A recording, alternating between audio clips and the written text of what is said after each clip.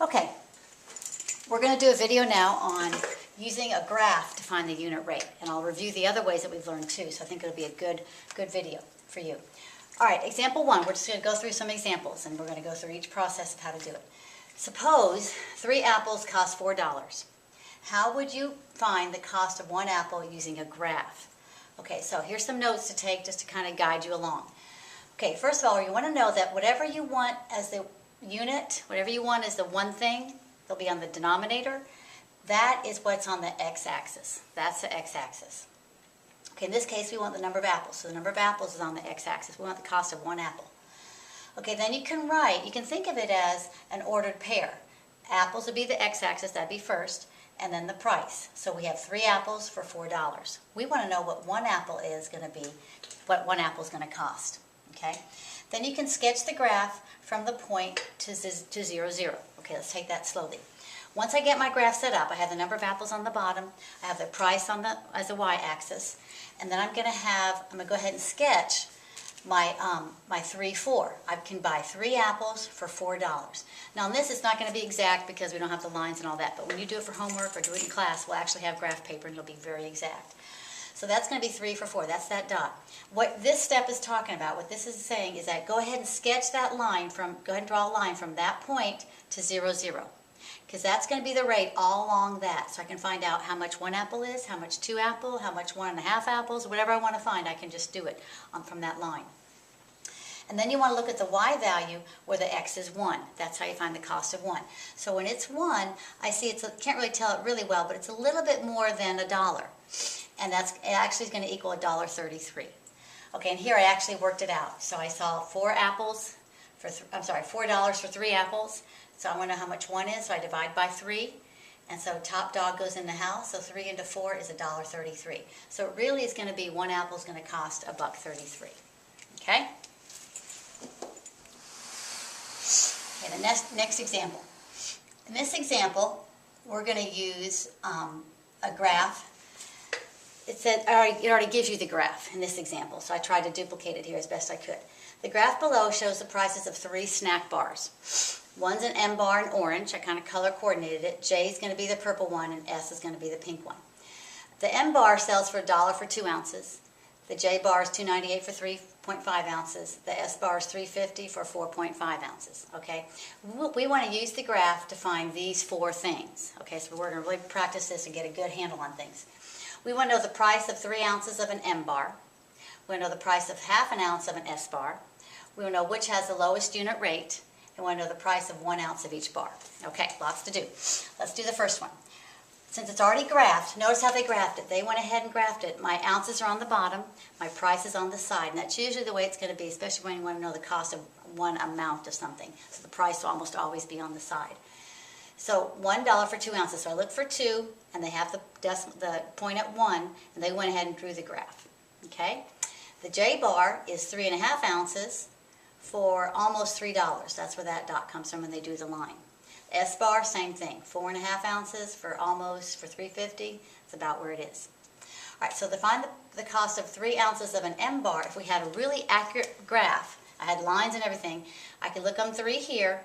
The M bar is the orange, so I look at how high I'd go for 3 ounces, and it looks like it's right at $1.50, and that's what it really is. Okay, so the price of ½ an ounce of an S bar. So I go on the S bar is the pink one. So I go for ½ an ounce. ½ an ounce is between 1 and 0, halfway, right? So I go on up, and it looks like it's going to be about almost half a dollar, almost 50 cents, so it's actually 40 cents. Okay, and again, if we had actual lines and exact graph, we'd be able to tell it exactly. Now for C, it says which has the lowest unit price. It doesn't say how much or anything. They want to know which bar is the cheapest. And for that, you can look on the graph. The line that's going to be the furthest, the least slope, the least steepness, doesn't have as much steepness. That's going to be the cheapest bar, because think about it. I get more for my money. For this orange line, it's lower. It's got less of a steepness to it, which means that I can get more ounces and I'm not paying very much. But like the purple bar here, look at here. I'm just getting a little bit. Look how high it is. Look how much I've got to pay. So you want to think of what these lines really represent. So I know already from the graph, you can see that the M bar has the cheapest unit price. And then it says to work it all out. So here I went ahead because I didn't have an accurate graph. And if you don't have an accurate graph or you just want to double check yourself, you can check it out. And again, we do it the same way we've been doing it. Cost over the ounce equals for 1 ounce. And you just, here I divided by 450. For this, by 4.5 I mean. Divide by 4.5 here, so divide by 4.5 here. And this is 78 cents for 1 ounce. This is 85 cents for 1 ounce. And indeed, it is true that the M bar is the cheapest. And you can see the pink bar is going to be a little bit more expensive, but not the most expensive, okay? Because it's a little bit less steep. Okay. That's example number 2. All right, example 3. We have to find the cheapest wrapping paper. Okay, Christmas time, we've got to find wrapping paper. Here's the different stores and the different prices. So the first thing, I'm going to do it the 3 ways, okay? I did it the graphing way.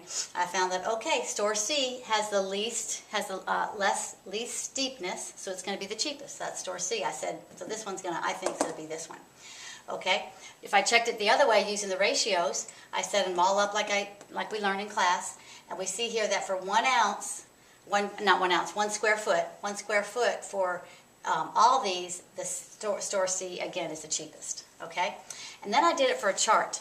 We haven't done the chart in a little while. So I just went ahead and graphed, okay, for square footage and then money, that's money, a dollar sign. Okay, went ahead and did the middle one. Okay, 50 square feet for $1.79, just because it was easier to go 50 to to 150. So I did it, I doubled it, and then doubled again, and I got for 150 square feet of the middle one, store B, I'd be paying $5.37. So clearly, so far, this is cheaper. So now I want to see between these two, which is cheaper. So I did the 36 square feet. Now 36 won't go into 150 evenly.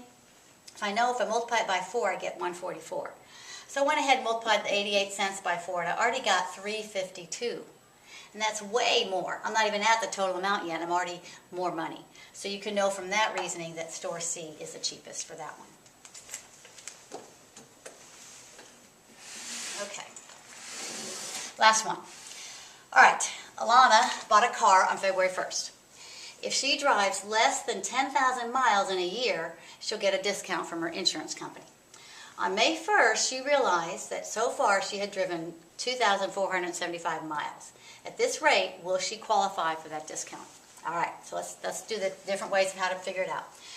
Well, let's count the months first. From February 1st to March 1st, March 1st to April 1st, April 1st to May 1st. So it's only going to be 3 months. You can't count May because she realized that on May 1st that was her mileage. Okay, so for 3 months, she's gone 2,475 miles. Okay, so we want to know for a whole year, we want to know for 12 months. Well, just doing it the ratio way, we just multiply both sides by both the top and bottom by 4. We get 9,900 miles. So it looks like it's a good, she can get that discount because it must be less than 10,000.